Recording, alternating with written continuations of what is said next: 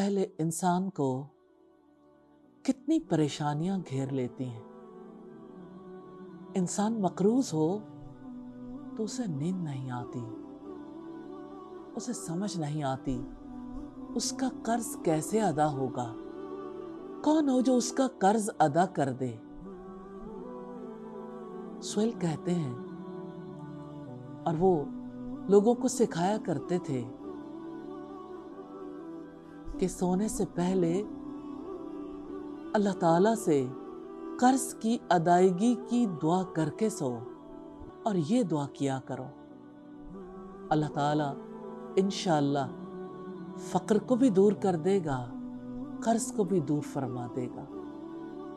اللہم رب السماوات ورب الارض ورب العرش العظیم ربنا ورب كل شيء فالق الحب والنوى ومنزل التوراة والإنجيل والفرقان أعوذ بك من شر كل شيء أنت آخذ بناصيته اللهم أنت الأول فليس قبلك شيء وأنت الآخر فليس بعدك شيء وأنت الظاهر فليس فوقك شيء وأنت الباطن فليس دونك شيء اقض عنا الدين وأغننا من الفقر۔ اے اللہ، اے آسمانوں کے رب اور زمین کے رب اور عرش عظیم کے رب، اے ہمارے رب اور ہر چیز کے رب، دانے اور گٹھلیوں کو چیر کر پودے اور درخت اگا دینے والے، تورات، انجیل اور فرقان کو نازل کرنے والے، میں ہر اس چیز کے شر سے تیری پناہ میں آتا ہوں جس کی پیشانی تیرے قبضے میں ہے۔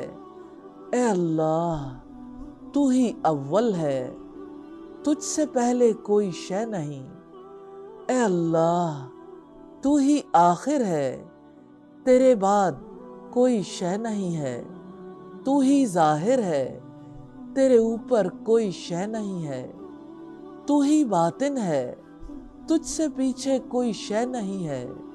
ہماری طرف سے ہمارا قرض ادا کر اور ہمیں فقر سے غنا عطا فرما۔ آپ دعا کریں گے اس یقین کے ساتھ کہ اللہ تعالیٰ میرا قرض بھی دور کر دے گا اور میری غربت کو بھی دور فرما دے گا۔ کون ہے جو بادشاہی کا مالک ہے؟ کون ہے جس کے ہاتھ میں اقتدار ہے؟ کون ہے جو ہمارا معاون و مددگار ہے؟ اسی سے درخواست ہے جو ہمارا مالک ہے، اسی سے درخواست ہے جو جواد ہے، سخی ہے، دے سکتا ہے، اسباب پیدا کر سکتا ہے۔ اسی سے دعا کر لیجئے۔ دعا عبادت ہے، دعا حفاظت ہے، دعاؤں پر انحصار ہے، دعاؤں کا حصار ہے۔